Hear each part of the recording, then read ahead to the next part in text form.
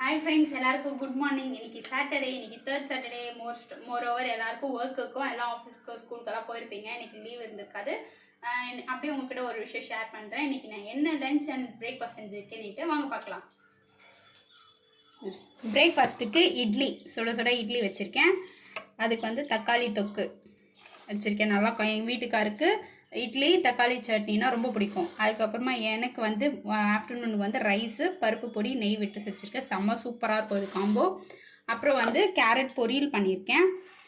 எனக்கும் நான் வந்து தக்காளி தொக்கு எடுத்திருக்கேன் ஆஃப்டர்நூன் லஞ்சுக்கு.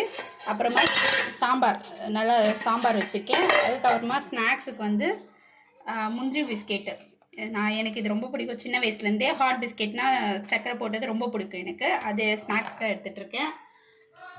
அதுக்கப்புறமா இன்றைக்கி வந்து நான் ஹைட்ரேட்டாக எடுத்துக்கிட்ட ஜூஸ் வந்து ஆரஞ்சு ஜூஸ். ஓகே ஃப்ரெண்ட்ஸ், பாய். நெக்ஸ்ட் வீடியோவில் சந்திக்கலாம்.